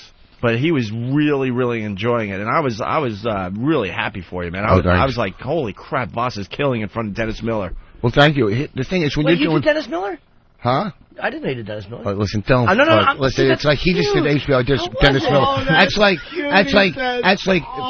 know, it's like serving him filet mignon and throwing scrapple in my face. That's nice. Isn't it? Well, because we were talking about man. Okay, let me tell you something. Shut up, jizz comic. Okay. First Wait, was that CNBC? No, actually, he's fuckface. Okay. I was, you know, you got to do a lot of stuff when you're waiting for your own TV show to get started. You know, so you're doing little stuff to keep your face out. Oh, you fucking. I'm happy for you. Oh, look at this douchebag during the special. And me and Colin Quinn, he's name dropping during his own special. I'll explain why I mentioned Colin's name, because the joke, there was one line in the joke where I said, I did something about us being men, and I had never made it clear, and it only worked well when I mentioned a male's name. That's the only reason I did that. Well, the thing about Dennis Miller, I mean, it's a small show. He's a great guy. But at the end, when I was done and I threw a kiss to the audience, Dennis said, you can always come back now, okay? Voss, you missed that whole discussion where you started the show kind of talking about that. Oh, no. And you got me off the hook, because you told me right after the taping, don't forget that he blew kisses to the audience. So I felt a relief, because when Jim acknowledged Ant and I in the audience and made us stand up, which is such an awkward moment, I actually gave him a thumbs up. I looked at him and I didn't know what to do. So I just go like this, thumbs up to Jimmy, right? And I'm like, oh, did I just give a thumbs up? And then Anthony admitted that his thumb was on the way up. I was almost gonna, but then I decided to give him the point, like, it's about you. So I thought I was gonna get killed, because I knew in that situation. I knew someone saw that and was gonna throw me under the bus. And Opie gave the thumbs up that should have been the freeze frame that do at the end of Chips episode. Where they freeze Punch, like doing a thumbs up. I'm like, did I just give a thumbs up? I'm like, that was horrible. It really was bad. But you saved me by realizing. Because I didn't notice that he did the kiss thing. I'm like, all right, this will balance it out slightly, Oh, jeez. Everybody throw a kiss. Oh, dude. All three of you on stage. Like the dating game kiss. It's the end of the newlywed game. It's just weird when there's such a special, happy moment for one of your friends. There was such gay crap going on the stage, in the audience, backstage in between shows. Jimmy's hugging and kissing Anthony and I and saying he loves us, and I'm just like, this is just awful. When he threw a kiss, Milton Berle died again. It was horrible. I guess you don't know what to do, like when you're you just, when he said... It's so awkward to be, like, loving. When you used to be in creeps, it's awkward to be, like, sweet, and, you know what I mean? To be genuine. Just like, all kidding aside, obviously it felt good, the hugs and the kisses. When he goes to two guys, and I like to thank... it was awesome. I like to thank the two guys I love, Opie and Anthony. And in the back of his mind, he's saying the two stepping stone. Shut up. Fucking... So listen. Here we go. He would have said hi to you from the stage, but he needed a bullhorn so he could hear it from the seat you were at. Yeah, but I wanted to step there so he looked thin. Yeah, just, if we could actually rewind a year or so, and Jimmy was doing the same special, I'd like to thank Colin Quinn. Yeah, I know. Let's rewind 5 years ago. I'd like to thank Andrew Dice. Whoever it is. You should have just edited that part out, just in case something happens before it airs, where you can just pop in whoever. I'd like to thank Bob Levy. Hey, by the way, Anthony and I want to get in on this a little bit. Jimmy filmed his HBO special last night. Voss just did Dennis Miller. And Anthony and I are featured in Penthouse this month. You just spit all over the flew out of place. your mouth. Oh, I love that. I do that all the time. I knew it was going to sound absolutely awful. First of all, isn't it Hustler? Oh, I said Penthouse? Yeah. Oh, we did. And then you spit all over the board. Well, we do have an interview coming out in Penthouse as well. Oh, we do? They love us. The smut magazines love you and I. Smut magazines just adore No, it's this Hustler program. magazine. I'm sorry, the July issue. We have a little mention on the cover too. You can't spit if you say Hustler, though. You know, Penthouse. Hustler. We're in Hustler magazine. But where were we at? So you were talking about your time at Atlantis. Oh, at the Atlantis. And that's where I went on vacation. It's not the Atlantis. Yes, it is. What it is. It's just called Atlantis. The Atlantis. Well, what do you say? Atlantis? I went to Atlantis? Yeah. I went to Atlantis. Okay. Well, the Atlantis. I took my kids power sailing.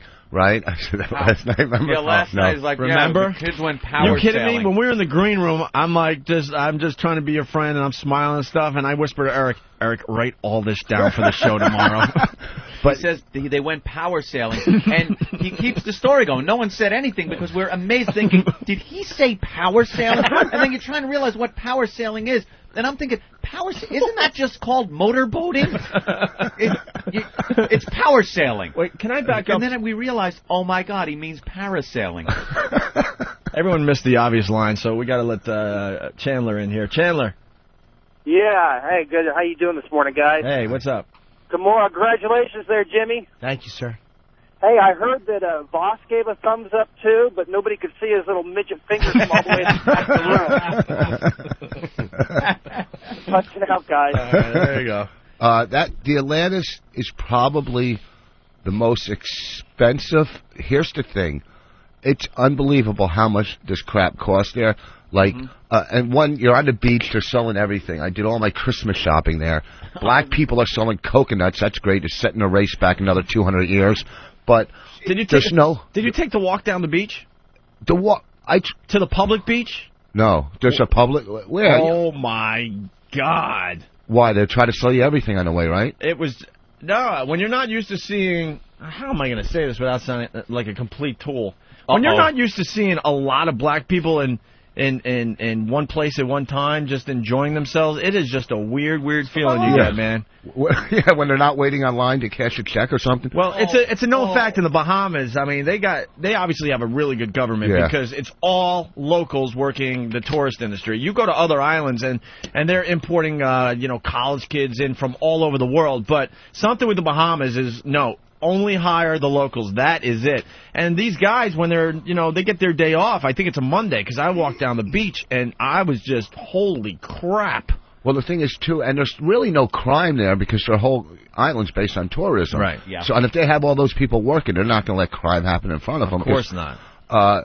And they bust their ass. I mean, the guy's walking around with a box of coconuts and drinks on his head. Ed, if you ever go to Atlantis, go see Ed. Atlantis. Go I want to take the kids to the Disney World after this. Go see Ed. Because Ed saw me coming. Yeah. I'm laying out, and I decided to get two coconut drinks with some fine rum. Yeah. And I'm like, how much? He goes, $30. Oh. And I only had 20 on me, and the guilt hits me immediately. I'm like, is there an ATM machine around here? I'll get the other 10. Oh, I thought you were looking for Ben. He goes, no, 20's okay. Yeah. Fast forward, end of the week, I'm getting the same damn drinks for like $5 a piece. That's what they are. Yeah. I took when I wake up in the morning, I have to have coffee in my room. I want a coffee pot, right? And I'm so far away from walking to get coffee. Jimmy, listen to this one. And you got to have coffee, right? Bitch. Now, I want it right then, and then if you want a room service, it takes 40 minutes, and it's like, after tipping, it's like $17 for coffee in the morning, So I figured I need to make coffee, and it hit me, like in the club they had instant coffee, and they had powder milk. So I took the instant coffee and the powdered milk back to my room, and I take on the road my little steamer to steam my suit, and if you put water in there, the steamer boils to steam, So I boiled the water in my steamer, and I made instant coffee every morning.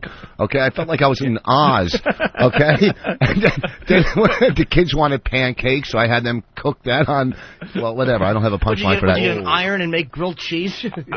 Oh man, how soon the flow ends. That really deserves a good car crash. And then you go to the buffet.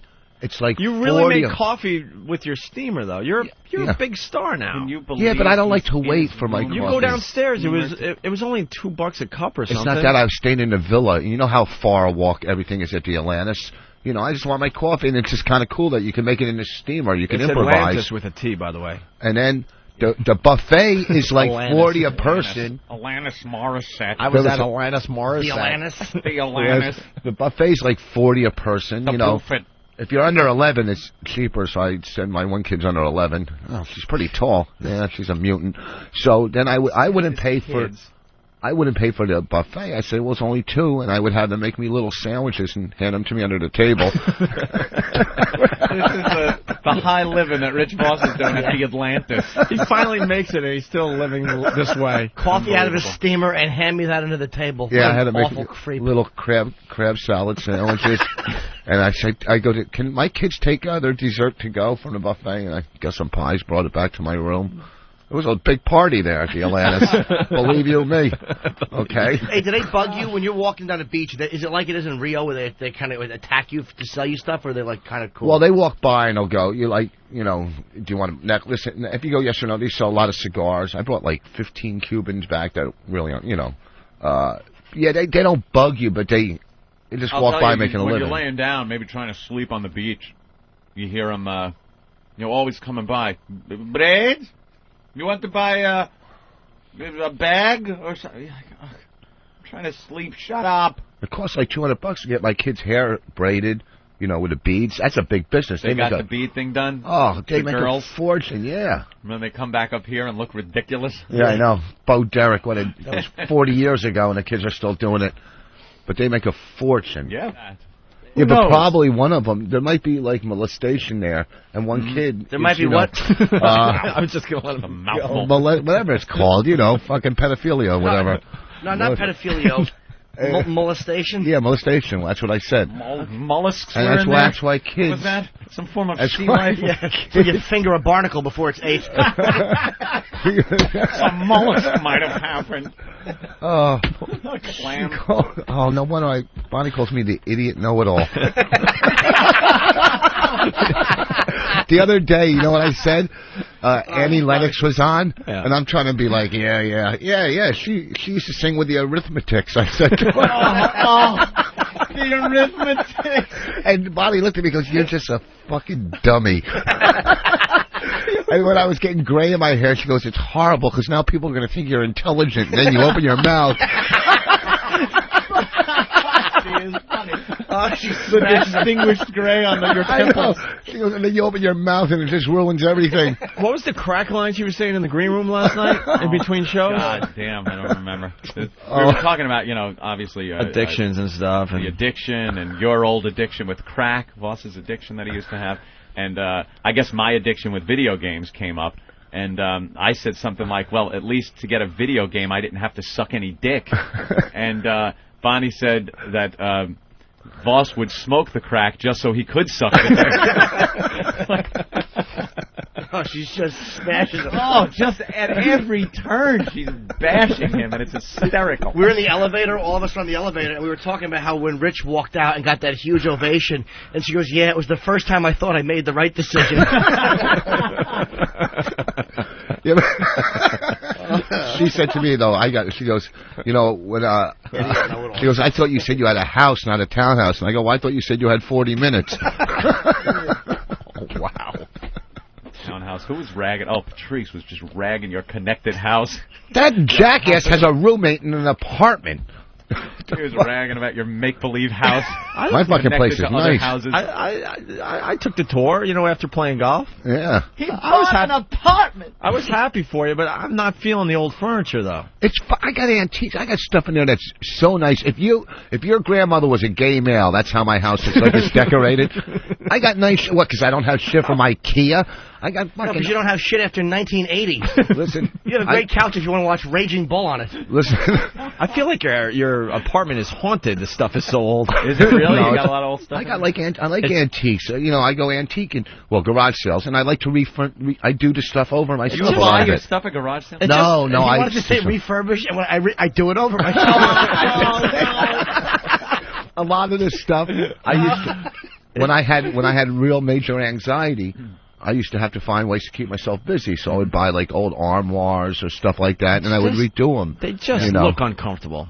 No, the couch is pretty uncomfortable. It's a nice Victorian. I got artwork in there that's like $200-300. What are you talking about? I mean, I got expensive shit. No, I got some nice antiques. Get rid of the old junk. No, I got nice. You never listen. I mean material. You have and you have a picture of you on stage at Woodstock, right?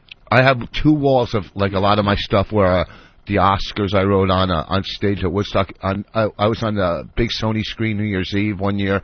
I just got like he has a wall with him and all celebrities. You got a better photographer though. What? You could have got a better photograph of like blown up Kodak Instamatics. I got some fucking cool stuff. Look, you could trash my place. I'm not trashing. I started this by saying I'm happy for you. No. I'm just not feeling the old furniture. That's all. Yeah, well, everybody has different taste, Get some new furniture. It's the fuck. Howard told me to get it, so I ran out and got that kind of stuff. Why can't you like new furniture and old furniture? Make a stand once in your. No, I do make. I make a lot of stands. Kofi Annan idiot. I was just going to say Kofi. Wow. I have never had somebody say Kofi Annan as it was about to come out of my mouth. Holy shit. Absolutely. We got the gang from FHM. They're setting up. Yeah, what the hey? I don't know, but they look very, very serious. I haven't seen one smile on their faces in the last half hour. They're all disgusted. And now they're all just staring at us. Setting up a bunch of lights. They're like, why do we have to do this? We don't want any part of this, but they told us to go over there and film these idiots. No, is this going to be video? Yeah. Yeah? All right, I guess we're video. What's it for? I think we're doing a little something for the sales staff for FHM, right? Oh, we love FHM. Yeah, we've been in the magazine a bunch of times, and I think it would be very smart of FHM to get us in the magazine every month. Absolutely. Give us a little feature. Sure. We can make them giggle. Humorous anecdote. The Opie and Anthony Corner. Well, that's a very good name. We might take that. Opie and Anthony Corner. Ooh. Corner of the page. Advice from O&A. Yeah. Q&A with O&A. Dear O&A. Oh, this is not too awkward. It's going to be nice having them. They're just staring at us. While we're wait, could that thing? Yeah, you should. Over there, you can plug it in. Yeah, but over. That's not the other thing. Right. No, but that. No, if you take that, you could over there. There was the other. Oh no. But then there's. They all look concerned. I know. Like we're actually saying something. All right. It looks like Kilroy. Well, can we get the coolers out of the studio until we're ready for them? Get some lighting. Oh boy, that's not good. That's good. Right in your in your mug. Yeah, this is just like taping for HBO. Hey, where's Ricky? Yeah, bring Ricky in. How are they going to capture all of us for a picture? Us. This us shit, boss. Yeah. Oh, okay. Well, look at that. All right, Ricky's in studio. We need the rest of the gang that knows a little bit about this Ricky thing, okay? Wow, this is going to be one crowded studio. Yeah. Well, they could wait outside the studio until we're ready for them, no? Well, those guys are setting up, though, right? Okay, whatever. That's fine. Maybe we'll just do the taping live on the show for everybody. Why not? Ricky's in studio. Ricky the intern, who looks really hungover. Hold on, Ricky. Wait, Ricky, the mic on. Hold on. All right, Ricky. Ricky looks very hungover, and you don't have that awful mustache anymore. No, apparently not. What happened? Well, after the Norton show, I went to a bar, drank like one drink. I got a little twisted. You drank one drink? Yeah. Pussy that I am, yeah. What did you drink? What the hell did I drink? Juice cocktail? No. Alabama Slammer, that's what I drank. Wait, so you had a shot? No, it was just like a glass. Okay. That's one big drink, then. Yeah. Yeah, there's a lot of alcohol in those Right. Alabama Slammers. You got a little tipsy. Thank Yeah. God you're 21. Yeah. But, well, we had nothing to do with his alcoholism, trust me. We don't know what our interns do after hours. Right. So then what happened? Like during that time at the bar, Danny decides to go get a razor and some shaving cream and get my mustache shaved off. Shave off that little mustache you had. Yeah. How long were you growing that mustache? I don't even remember. It's 4 or 5 years, easily? 4 or 5 years, no. No? No longer than that, maybe. I thought maybe you had just never shaved since, No. you were a I kid. get it trimmed up like a little thin, but other than that, I've only shaved it like once. You had one of those mustaches that you usually see on like a 13-year-old boy. Yeah, it's like when the hair first starts growing in. Yeah, and they're proud that they could grow hair, so they let it go, and it's just a little darker than. It's wispy and not much to it. Yeah. So in the middle of the bar, they shaved your mustache? Yeah. Danny? Yeah, I was sick of it staring at me when I was trying to enjoy a drink. It was staring. Yeah, it was just annoying me. I was looking at it and I was getting I was just getting angry. So I went out I had to get cigarettes, so I figured I'd pick up a razor blade and some shaving cream and just get the job done. Did you shave Ricky? No, I did not. Oh, I just picked up the supplies. Who I'm the shaved enabler. The donkey sausage. Donkey sausage. Big celebrity. That donkey sausage. Oh, wow, there's something there, Danny. Big celebrity that she is. What's that all about, Danny? I'm not trying to be rude or anything. But yes, you are. Go ahead, be rude. Are you kidding me? You said that line and looked down. It's like, nah. Big She celebrity. runs around just looking for it, so yeah, good for her. Well, she's like I think she's becoming like the den mother of the whole show. Is she hot? Yeah, she's sexy. Anything that goes on, she seems to be there and seems to take charge. All right, and she also kissed you, but you weren't really kissing her, bro. No, it was just like just contact on lips. That was it. No making out or nothing like that. Just like. And how did that get started? I don't know. It just happened. Did she come up to you and just grab you? Yeah, something like started that. kissing you? No, it's just that she just cut her lips on my lips, and then it just stayed like that. And I think 2 guys took the picture. Oh, so it was just a photo op more than it was to make it. Why didn't you? You should have went for tongue. No. Like if she approached you and did that, you could have slipped tongue without any repercussions. I don't know. Yeah, I don't know either. All right, so then what happened, Danny? Then you guys all came back here all drunk? Well, I was planning on staying in the city anyhow, so just going home didn't make sense. And Ricky decided that he was not going to go home either and was going to crash here at the studio. You're a wild man. Yeah, he's crazy. He's a real rebel. So, wow. We So he came back here, and Danny gets pissed off when the other interns get it's more mic time than him. I'm so exhausted. I just want to go home and take a nap. All right. Yeah, I hear you. So then you guys decide to record him or something? Yeah, I figured since he was already intoxicated, I might as well make the most of it. So I just flipped on a mic and went for it. Good thinking. And are you in trouble at home there, Ricky, for staying here last night? I'm not sure until I get home. I mean, I did talk to my mom. She just called me to see if I was okay and whatever, but I don't know how my dad would feel about it, so I have to wait till I get home. About you being out all night? Yeah. Just so you went to a sleepover. Yeah.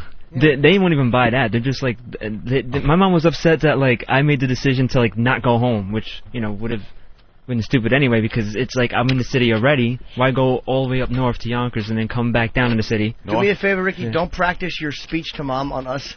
Yeah, right? That was the mom speech. I mean, Mom, I didn't think it'd make any sense to Come on.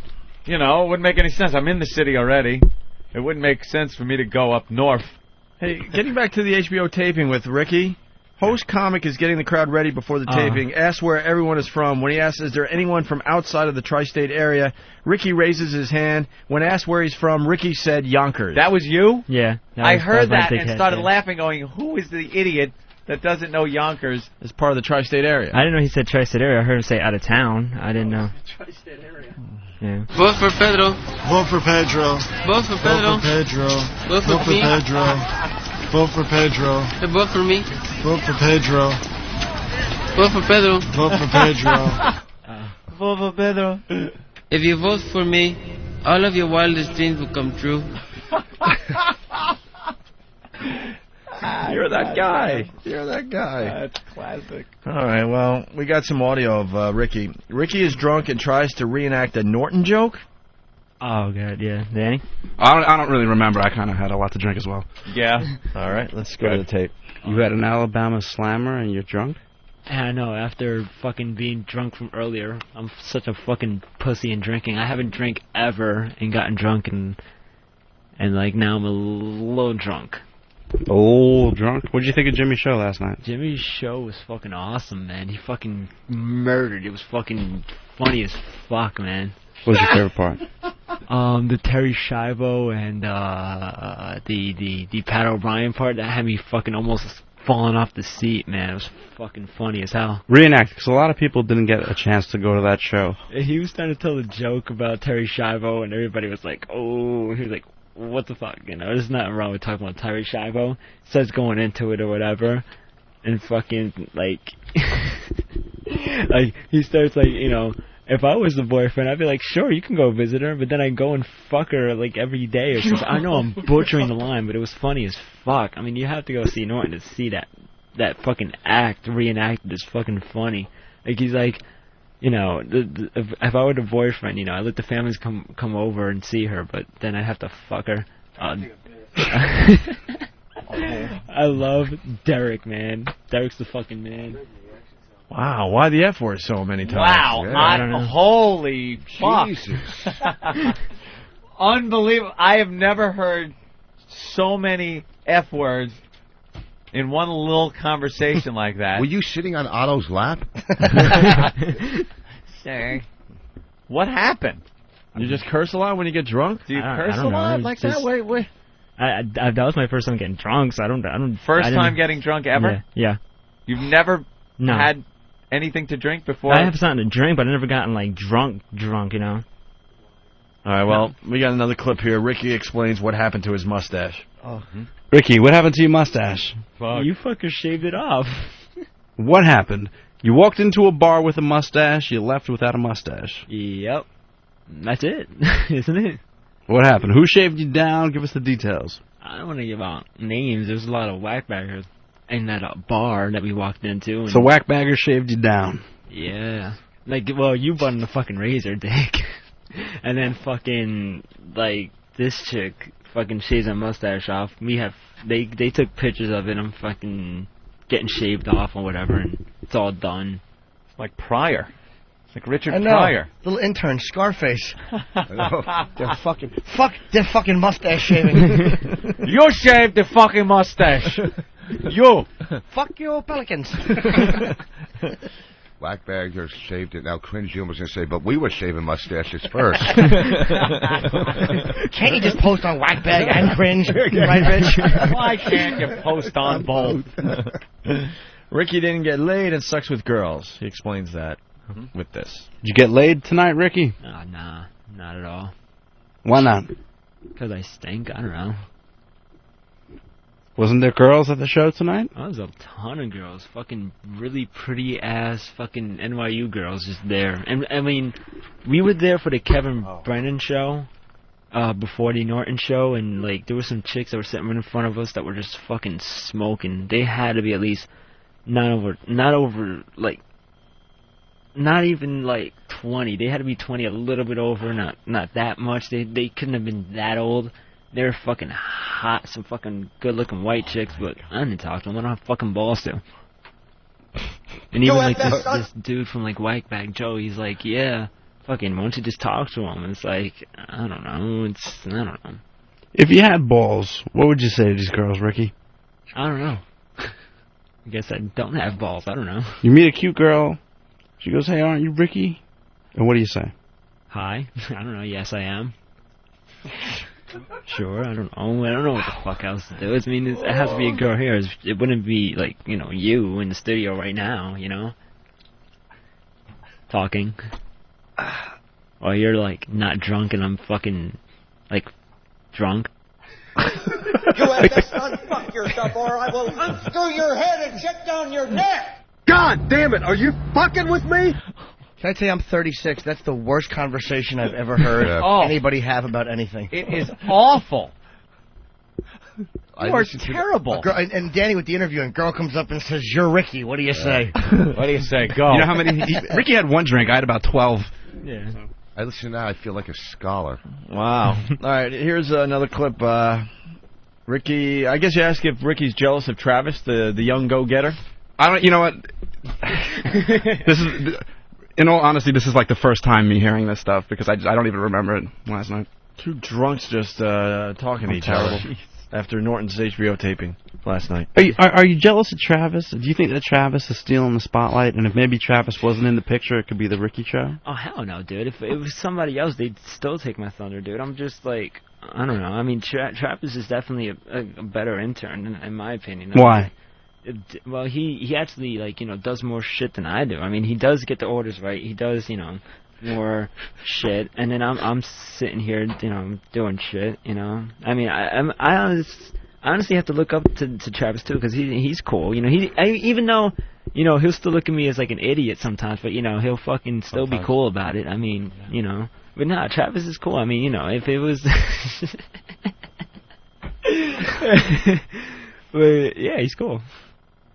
You look up to Travis. Wow. I don't even... Now shave me. Well, I am just dumbfounded here at this conversation. Travis is a bad motherfucker. Yeah. He has coffee and shit. I know. Don't forget the milk. He comes in the studio and reads a magazine like he doesn't want to be here. Does the shit, and I don't do the shit, but shit. This is just awful. Absolutely awful. What's going to happen tomorrow when your mom finds out that you got drunk last night and stayed at the She studio? won't find it out.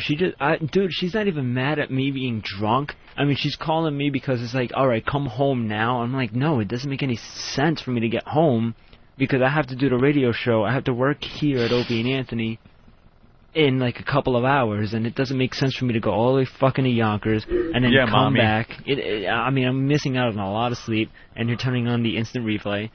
And I mean, dude, it's like, it doesn't make any sense for me to go all the way home and fucking going back, It makes no sense at all. Ricky. And I know she's saying to me, oh, you can't make that decision and that bullshit, and now, like, I have to talk to my dad tomorrow, and I know it's gonna be fucking hell. I know my dad's gonna flip. I thought he was going to say my dad's going to fuck me. I was hoping. Wow. How would that have been? You know how uncool it sounds to be using the word fucking and, and then she fucking said that when you're talking about your mommy. Yeah, and I told her, it doesn't make any fucking sense for me to go fucking home when I'm in the fucking city, mommy. How old are you? I'm 19. Okay. And your mom said that it's not for you to make that decision to stay out? What's your background? What's your El Salvadorian. Oh. It's just As in, that explains everything. Yeah. Well, dum-dum. Well. All right, are you ready for your book report? Or whatever? It's kind of a report. A report? On sarcasm? Yeah. Where is it? It's in my back pocket, actually. It's like it's school. Yeah, we asked him to do... fold it up in your back pocket. What school do you go to? Westchester Community College. Community Rich, we told him to do a little report on sarcasm. He didn't get sarcasm. Yeah. Nathaniel was in our office one day. Who, by the way, really gets sarcasm. He gets sarcasm the most out of the interns. Yeah. The most. He was sitting at his desk, and for some reason there were a bunch of the chairs in the office were all gathered around him. As people had just pushed him there, I guess. And he looked around and went, "Could I get another chair around me?" And Ricky grabbed the couch and was trying to push the couch over there, thinking perhaps he really did need yet another seat around him. Yeah. So he has... Oh, that's right. Jimmy wasn't here for that either. Complete lack of understanding right. about sarcasm. Oh, yeah, Jimmy, yeah. Jimmy's holding his head. Yeah, Nathaniel's just like, "Could I have another chair around me?" And he went to get him another chair. Yeah. Yeah. Back in El Salvador. You are a real ass. So we told him if he's going to work on this show, he really has to understand sarcasm. Absolutely. So we told him to do a little report on sarcasm. I mean, you're a bright guy. He looks like ADD. If you could look at ADD, he's just in the another face of game. ADD. Is that it? Yeah. Dude, why don't you have any confidence in yourself? Your parents beat you up when you were growing up? No. Not physically, but just Mentally, you mean? Yeah, something. Yeah, something. Yeah. They wouldn't let you sleep in the hut as a kid back in El Salvador? No, I never lived there. I was born here, so thankfully. But they both came from there, so. Both. Why is that painful that you were born here? No. Did you say painfully? No, thankfully. Oh, thankfully. Okay, I'm sorry. You kind of get a little ghetto every so often, I've noticed. You try to get a little ghetto, like your voice. Yeah. When you're not hanging out with us, with Caucasian people, is there, do you really, like, get into the whole ghetto thing? I guess so. Yeah. So I can say both and stuff instead of both. That's right. I say you get him some pussy, and then right when he's finished, have Nurse Ratchet come in. We got we yell at him. Yeah. I don't want to have to tell your mother, Ricky. please don't shave my mustache.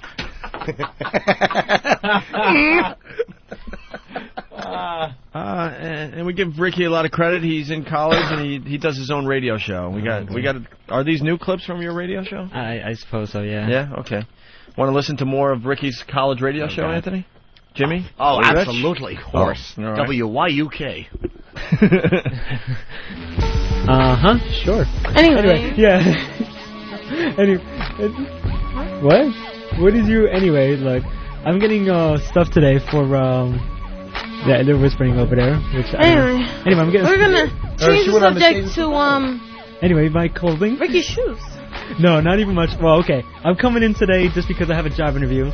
He looks so nice. Pretty boy. He is so beautiful. I'm getting stuff to Pretty boy. I have chocolate. You got the pretty hair with the pretty shoe, the pretty. His braces are pretty. You got everything pretty. Oh boy. But real quick, it's just I'm getting crap for it just because I'm wearing chanclas just because I can't stand Adidas. Let them know. Yeah, because I can't wear dress shoes all day. Come on, it's like I'm used to wearing sneakers, whatever. Wearing dress shoes is like try being a girl. Ricky, that is captivating conversation. Wow. Yeah, I know. It stinks. You could tell that whole crew is like the nerdiest. He's got like the biggest Uncle Tom probably on campus there. You know, makes Kid Africa look like Malcolm X.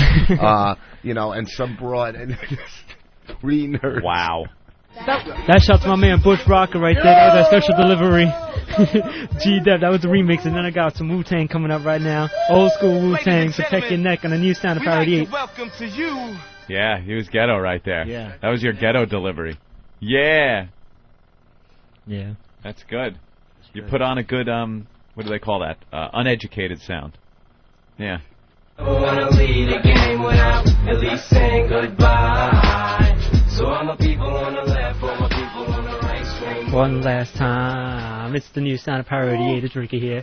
I don't need any music for the outro today. It's 11:58. Got 2 minutes after my show, but it's basically the end anyway.